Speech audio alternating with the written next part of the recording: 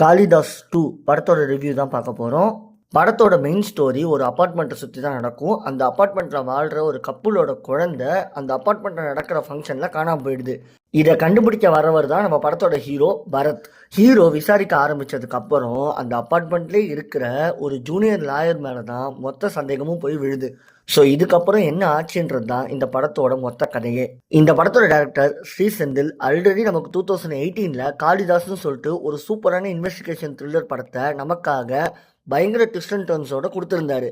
அதே மாதிரி தான் இந்த படமும் ட்விஸ்ட் அண்ட் டர்ன்ஸ்லாம் இருக்குது. பட் அது கொஞ்சம் ப்ராப்பராக ஒர்க் அவுட் ஆகாத மாதிரி செட் பண்ணிட்டாங்க.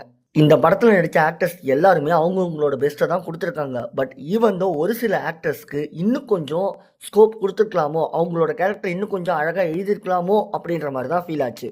இந்த படத்தில் ஜூனியர் லாயராக அஜய் கார்த்திக்ன்றவர் தான் நடிச்சிருக்காரு.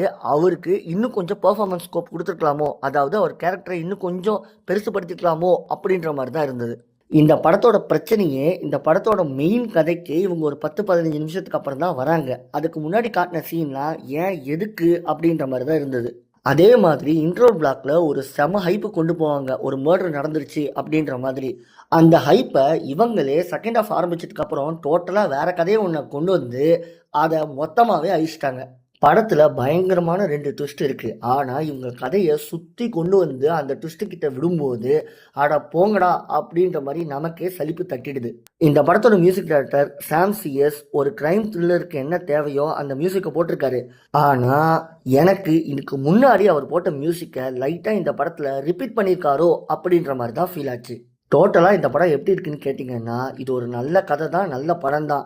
ஆனால் லைட்டாக ஸ்க்ரீன் பிளேயில் கோட்டை விட்டதால் இந்த படத்தை ஓரளவுக்கு நம்மளால் என்ஜாய் பண்ண முடியாமல் போயிடுச்சோ அப்படின்ற மாதிரி தான் உங்களுக்கும் தோணும். அதர் தேன் தட் நீங்கள் தாராளமாக ஒரு வாட்டி தேட்டரில் போயிட்டு இந்த படத்தை பார்க்கலாம்.